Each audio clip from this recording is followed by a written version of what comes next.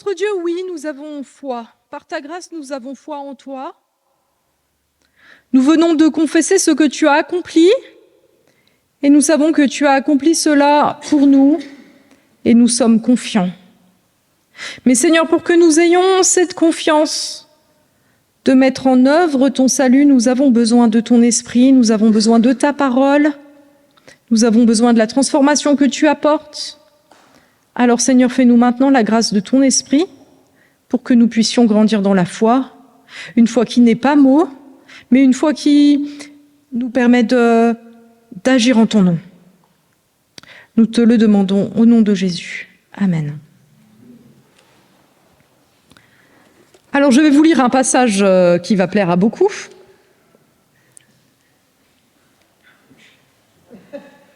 Éphésiens 5, verset 22. Est-ce qu'on pourrait commencer par le 21 ? Non. Si ? Allez. Éphésiens 5, donc, verset 21 à 33. Écoutons ce passage. Bon, sinon, je le lis juste, hein, c'est pas grave.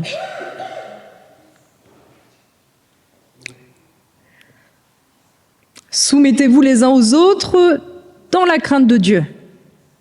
Femmes, soumettez-vous à votre mari comme au Seigneur, car le mari est le chef de la femme, comme Christ est le chef de l'Église, qui est son corps, et dont il est le sauveur.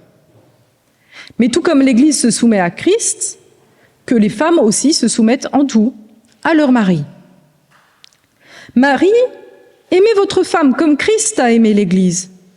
Il s'est donné lui-même pour elle afin de la conduire à la sainteté après l'avoir purifiée et lavée par l'eau de la parole, pour faire paraître devant lui cette Église glorieuse, sans tache ni ride, ni rien de semblable, mais sainte et irréprochable. C'est ainsi que les maris doivent aimer leur femme comme leur propre corps. Celui qui aime sa femme s'aime lui-même. En effet, jamais personne n'a détesté son propre corps. Au contraire, il le nourrit et en prend soin, tout comme le Seigneur le fait pour l'Église. Parce que nous sommes les membres de son corps. C'est pourquoi l'homme quittera son père et sa mère, s'attachera à sa femme, et les deux ne feront qu'un. Ce mystère est grand, et je dis cela par rapport à Christ et à l'Église. Du reste, que chacun de vous aime sa femme comme lui-même, et que la femme respecte son mari. Alors j'ai fait beaucoup de partages bibliques sur ce texte, et c'est très très intéressant de voir les réactions des uns et des autres, qui mettent en avant quelques soucis qu'on a dans notre société. Et il y avait sûrement des soucis dans le couple, qui est un enjeu très important, aujourd'hui comme toujours. Alors souvent, quand on part sur ce texte, il y a des hommes qui disent « c'est scandaleux, vraiment, c'est scandaleux de dire que la femme doit être soumise ». Souvent, c'est des hommes qui ont fait un peu mai 68, donc ils ont appris que c'était pas bien de se soumettre, que l'autorité c'était pas bien. Et puis quand on regarde comment ça se passe chez eux, en fait, la femme, elle a un rôle bien déterminé. En général, elle fait la cuisine et le ménage. Et ces personnes, parce qu'elles sont anti-soumission, anti-autorité, elles s'offusquent. Et puis, il y a aussi des hommes qui disent « Ah bah oui, le problème des femmes d'aujourd'hui, elles sont trop indépendantes, elles sont pas assez soumises, c'est pour ça que nous, on est célibataires, c'est pour ça qu'on est divorcés, voilà, c'est à cause des femmes qui sont la source de tous nos problèmes. » Voilà du côté des hommes ce qu'on entend le plus souvent. Et puis les femmes aussi font des remarques. Alors il y a des femmes qui disent elles pensent à toutes sortes d'abus qu'ont pu réaliser les hommes sur des femmes, des hommes qu'elles ont connus ou des abus qu'elles ont connus, et elles s'offusquent de cela, imaginant que là, Dieu nous appelle à subir des abus. C'est pas le cas. Et puis il y a aussi des femmes qui disent « Moi, j'aimerais bien que mon mari m'aime comme Christ aime l'Église. J'aimerais bien que mon mari soit responsable. J'aimerais bien qu'il pense à moi et à ma famille, et pas seulement aux loisirs, à ses copains et à ses jeux vidéo. » Voilà, donc, toutes les réactions qu'on peut entendre autour de ce texte, des réactions qui sont intéressantes parce qu'elles témoignent de soucis qui existent dans notre monde, dans notre société. Mais aujourd'hui, je vais vous décevoir, nous n'allons pas parler du couple. Nous allons parler de l'Église, l'Église comme. Et alors que Paul exhorte le couple à être une image de l'Église, on comprend aussi que l'Église est une image du couple. Donc nous allons parler de l'Église aujourd'hui de l'image de l'Église comme épouse et du Christ comme époux de l'Église. Et nous verrons de quoi ça parle et nous verrons ce que ça implique. Et les 3 points que je vais développer sont les suivants. Premièrement, l'Église désire se soumettre à Christ. Deuxièmement, Christ aime son Église. Troisièmement, l'Église et le Christ sont appelés à l'unité. Commençons donc par l'Église désire se soumettre à Christ. Alors là, on a bien compris le principe, je pense que tout le monde l'a compris. La femme est appelée à soumettre à son mari, comme l'Église est appelée à se soumettre à Christ, et cela en tout. Alors, il faut bien faire attention. La manière d'employer le verbe ici signifie bien que c'est une soumission volontaire. C'est la femme qui choisit de se soumettre à son mari. Et se soumettre, d'ailleurs, ça a un côté très péjoratif dans notre société, mais en fait, ça veut dire se subordonner, se mettre en deuxième, vous voyez ? Ça devient déjà beaucoup moins dramatique. Et comme je le disais, donc, il s'agit d'une soumission volontaire. On ne dit pas ici au mari « soumettez vos femmes », on ne dit pas non plus « Christ soumet l'Église ». C'est un appel à se mettre en dessous, à se subordonner. Nous allons voir ce que cela signifie. Premièrement donc, se soumettre, se subordonner, en fait, ça veut dire être chacun à la place qui est la nôtre. Et l'image là est claire. Quand on nous dit que Christ est le chef de l'Église, en fait, le chef, c'est la tête, c'est le même mot. Et on a vu déjà, il y a quelques semaines, que chez Paul, le corps du Christ, c'est l'Église. Et donc, c'est logique dans un corps que la tête dirige le reste. Si ça se passe autrement, eh bien, ça se passe mal. C'est une question d'ordonnancement des choses, et les choses se passent bien quand elles se passent comme ça. Et quand on réfléchit à notre monde, donc on est dans une société qui, depuis mai 68, rejette beaucoup l'autorité, on n'aime pas l'autorité, mais en réalité, dans la vie de tous les jours, on sait que tout se passe bien quand chacun tient sa place et les responsabilités qui lui ont été données. Je ne sais pas si vous avez déjà travaillé dans une entreprise ou dans une association où il y a des gens qui n'ont pas de responsabilités mais qui essaient de prendre les responsabilités à la place des autres. Là, c'est le bazar. Des gens qui ne se soumettent pas à leurs responsables et qui essayent d'être partout, de faire ce qu'ils ne sont pas appelés à faire, c'est le bazar.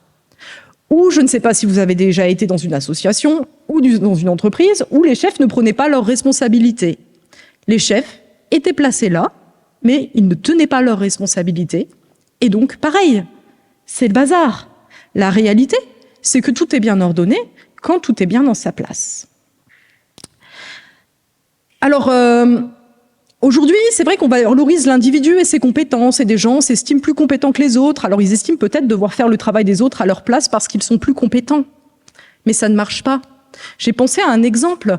Par exemple, moi j'ai mon BFD pour faire des directions de colonies de vacances. Donc ça m'est arrivé de diriger des colonies de vacances. Et ben quand on fait un camp et que quelqu'un d'autre est directeur, je vais pas essayer de prendre sa place, même si je suis aussi compétent ou même peut-être plus compétente, je ne sais pas. Parce que les choses s'organisent bien et que nous sommes appelés à garder notre place. Ça, c'est pour ce qu'il en est de l'humanité. Mais là, on nous parle de Christ et de son Église. Et Christ, dans son Église, la conduit. C'est ça la bonne nouvelle. Christ veut bien être le chef de l'Église. Et donc, grâce à ça, l'Église peut être conduite, et elle peut être conduite par Dieu. C'est un don merveilleux. Nous pouvons nous soumettre à Christ parce que nous avons une tête, nous avons un chef, et ce chef est un bon chef. Quelle grâce! Deuxième chose, il y a une différence qui est ici mise en avant entre le mari et Christ. Parce que si on nous dit que le Seigneur est le sauveur de l'Église, il est bien clair, quand on lit bien le texte, qu'il est bien clair que le mari n'est pas le sauveur de sa femme. Christ est le sauveur de l'Église. Et quand on met les choses dans leur contexte, celle de l'Épître aux Éphésiens, celle de l'Épître aux Colossiens, Christ nous sauve en étendant son autorité, en soumettant les puissances qui d'habitude nous soumettent et ne sont pas bonnes. En fait, Luther a cette image, il dit « L'homme sans Christ, est comme un cheval. Soit il est chevauché par Dieu, soit il est chevauché par le diable. En fait, sans Dieu, nous ne sommes pas libres. Nous sommes conduits par d'autres choses. Nous sommes conduits par le péché, nous sommes conduits par le diable et nous sommes conduits par la chair. Nous ne sommes pas libres. Mais Christ a l'autorité sur ces choses. Et ainsi, si nous nous soumettons à son autorité à lui, eh bien, nous sommes libres de l'autorité de ces choses. Et nous sommes vraiment libres. Se soumettre à Christ, donc, c'est être libre de tout ce qui cherche à nous soumettre. C'est être à notre bonne place, sous l'autorité du vrai chef, du vrai roi du monde. Et c'est une grande grâce, encore une fois. Alors je me souviens une fois, j'ai vu une émission, c'était déjà il y a longtemps, où c'était une émission de télé, où il y avait une famille juive qui présentait son mode de vie. Et alors là, les présentateurs, évidemment, se moquaient. Hein. Ils étaient là, mais pourquoi vous affichez-vous, vous affligez-vous toutes ces contraintes, pourquoi vous ne vivez pas ensemble avant le mariage, pourquoi est-ce que vous faites le sabbat, pourquoi vous n'allez pas faire vos courses le samedi, pourquoi est-ce que... etc. On se moquait totalement d'eux. Et le père de famille a simplement répondu cela, il a répondu, écoutez, nous croyons en Dieu, et nous croyons que Dieu qui nous a donné ses commandements veut notre bien. Donc nous appliquons ces commandements. La soumission, elle vient du fait qu'on reconnaît que Dieu veut notre bien. Alors voilà, nous sommes invités à nous soumettre comme individus et comme Église, à nous laisser conduire par notre Maître, à le désirer en tout cas, parce qu'on n'y arrive pas parfaitement, et à nous soumettre en tout. Là, il nous est dit, soumettez-vous en tout. Est-ce que je suis soumis à Christ en tout? Ou est-ce qu'il y a des domaines que je préfère garder pour moi? Est-ce qu'il y a des domaines sur lesquels je préfère garder le contrôle? C'est la question que nous pouvons nous poser en nous rappelant que la direction de Christ est la bonne pour nous. Premier point, la soumission de l'Église. Deuxième point, l'amour du Christ. Donc on dit aux maris, aimez vos femmes comme Christ a aimé l'Église. Aimez vos femmes comme Christ a aimé l'Église et parce que Christ a aimé l'Église. Et il est ici clair que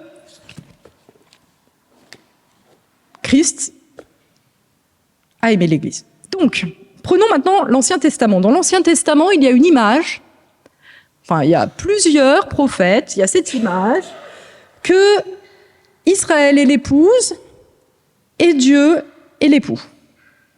Dieu s'occupe de son peuple, il l'a libéré, il en prend soin, il le conduit, il lui donne la loi qui est bonne. Mais l'épouse, Israël, suit des idoles, elle cherche d'autres choses, elle va vers d'autres dieux, elle va vers d'autres choses, et du coup, Dieu est fidèle, mais son peuple lui est infidèle. Et dans tout l'Ancien Testament, on voit cette souffrance, ce qu'on pourrait appeler une souffrance, en tout cas cet amour blessé de Dieu. Dans le Nouveau Testament, à plusieurs endroits des évangiles, Jésus se présente comme l'époux. Et puis Paul emploie cette image ici et à un autre endroit. Et on comprend ce qui se passe. En fait, en Christ, Jésus est venu rechercher cette épouse qui était infidèle, c'était Israël infidèle, et il lui a permis de lui être fidèle, et c'est cela l'Église. Et cela s'est passé par la mort de Christ sur la croix, il s'est livré lui-même pour nous. Alors cette idée que Christ aime l'Église nous dit ce qu'est vraiment l'amour. Le vrai amour.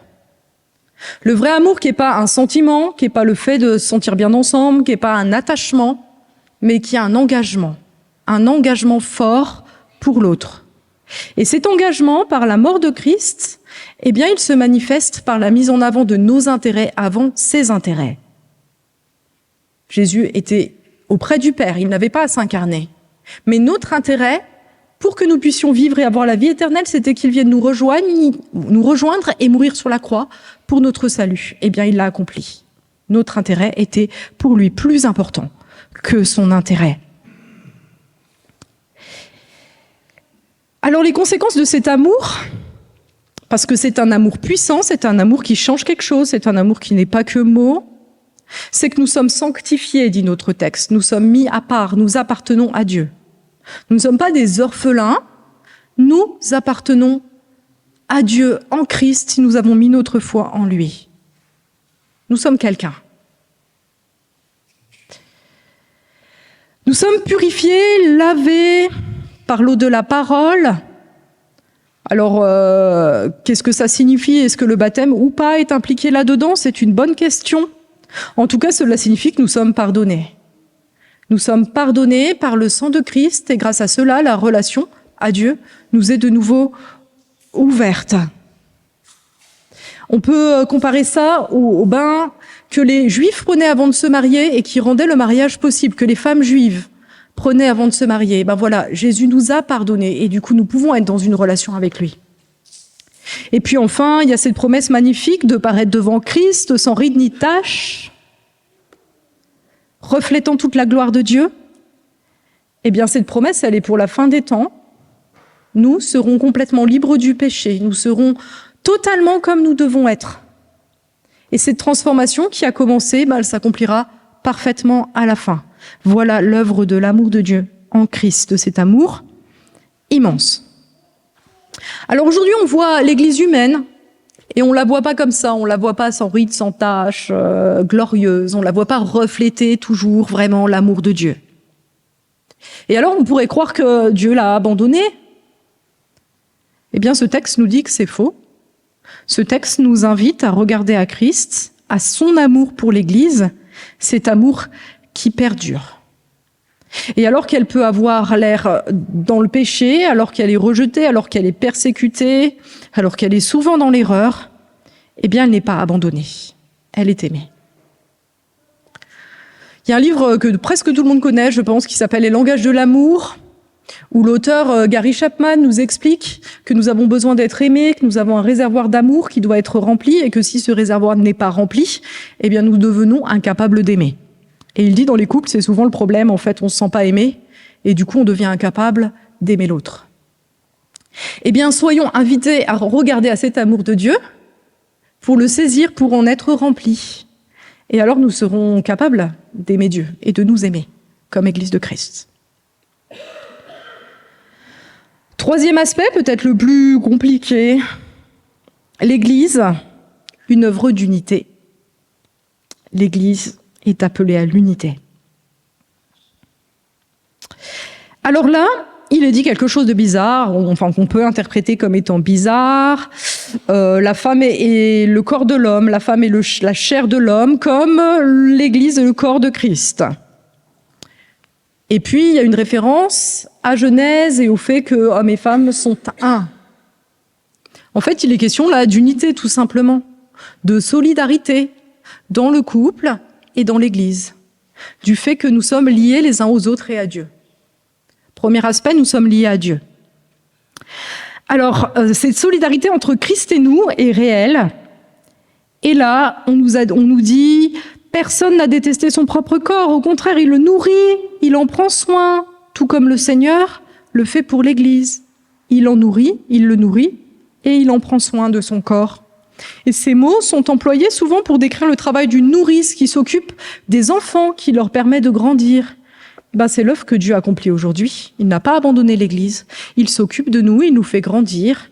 Et par exemple, au chapitre 4 d'Éphésiens, on explique bien comment l'Église grandit par la grâce de Christ. Et puis, cette solidarité avec Christ, qui fait que nous ne sommes pas abandonnés, elle se joue aussi entre nous, entre les humains. Au départ, Adam et Ève étaient un. Et puis est venu le péché. Et là, ils se sont accusés l'un l'autre, là, la division vient. Et puis, de ce premier couple, cette division s'étend à toute l'humanité. Et aujourd'hui, nous sommes divisés. Nous sommes divisés, nous ne sommes pas unis. Chacun tire un petit peu la couverture à lui, et quand je dis un petit peu, c'est vraiment un euphémisme. Eh bien là, on a l'idée qu'en Christ, cela peut être renversé. Parce que nous sommes un corps, et donc si nous sommes soumis à la tête, nous sommes liés les uns aux autres et nous sommes aussi unis, nous sommes aussi un. Ce que le péché avait créé, cette division, eh bien, elle est en fait restaurée, guérie par Christ. Et c'est cet appel qui nous est adressé aujourd'hui, l'appel à une unité retrouvée. Alors, il y a ce verset 32 qui parle d'un mystère. Ce mystère est grand. Je dis cela par rapport à Christ et à l'Église. Un mystère, très probablement dans ce contexte, c'est quelque chose qu'on ne comprenait pas bien, mais qu'on comprend par la venue de Christ. Et alors, ce qu'on comprenait ou qu'on ne comprenait pas bien, certainement, c'était l'unité entre les humains. Cette unité qui se vit parfois dans le mariage. Parfois, je ne sais pas si vous avez connu des gens comme ça, mais ils nous surprennent parce que c'est des couples, ils sont très unis. Parfois même, des couples âgés se ressemblent, même physiquement. C'est très étrange. Et on se dit, mais quelle grâce que cette unité. Et puis, parfois, et souvent même, on voit dans nos couples, dans les couples des autres, des divisions. Mais en même temps, on se dit, c'est dommage, ça ne devrait pas être comme ça. Eh bien, à travers cette réalité du couple humain, à travers ce qu'il est et ce qu'il devrait être, eh bien, Dieu nous parle de la nécessité que nous avons de vivre réconciliés. Et il nous parle déjà d'avance de cette réconciliation du monde qu'il apporte en Christ, de cette réconciliation du monde qu'il apporte, qu'il désire, qui était prévue au début des temps et qui commence par l'Église. Aujourd'hui, le monde n'est pas réconcilié, il faudra pour cela attendre la fin des temps. Mais l'Église, aujourd'hui, peut être unie, avance vers l'unité par la grâce de Christ. Et nous voyons dans l'Église des gens de toutes sortes vivre ensemble déjà, essayer de vivre ensemble. Alors une difficulté de cet appel à l'unité, on sait que l'Église doit être unie, une difficulté de ça, c'est souvent l'hypocrisie. C'est-à-dire que dans l'Église, on a l'impression qu'on doit tous être amis, et puis on ne l'est pas vraiment, et puis on fait semblant. Et puis souvent, ça aggrave les conflits parce qu'on ne dit pas les choses, juste parce qu'on se dit on devrait être unis. Eh bien alors, souvenons-nous, frères et sœurs, que c'est la tête qui crée l'unité. Et peut-être qu'au lieu d'essayer de faire l'unité par nous-mêmes, en cachant les choses, en faisant croire qu'on est d'accord quand on n'est pas d'accord, en subissant, on subit, puis au bout d'un moment, on craque, eh bien, remettons cela à Dieu, vraiment. Mettons cela à Dieu, remettons nos conflits, remettons-nous humblement à lui et demandons-lui de nous conduire pour sa gloire, nous conduire dans son unité. Alors pour conclure, j'ai une amie qui a sur sa page Facebook, enfin sur le truc en haut là, cette phrase « L'amour est l'acte inlassable d'unir ». Bon, au début je trouvais ça un peu gnangnan quand même. Je me disais c'est un peu comme ces phrases là qu'on écrit sur notre agenda quand on est en 4e. Vous voyez, l'amour, c'est pas se regarder l'un l'autre, mais c'est regarder ensemble dans la même direction. Voilà, quand on est dans le romantisme, qu'on rêve de son prince charmant et tout ça. Mais à bien y réfléchir, en fait, je crois que c'est ce que Paul dit là. Il le dit là. Seulement, dans la citation, il manque quelque chose. Ce quelque chose, c'est que cet amour, elle passe par la soumission. Ça va moins bien dans les agendas de 4e. Mais cette soumission, elle est rendue possible par quoi, frères et sœurs ? Elle est rendue possible par l'amour. Alors réjouissons-nous parce que en Dieu, Christ nous aime et il agit pour nous unir. Amen.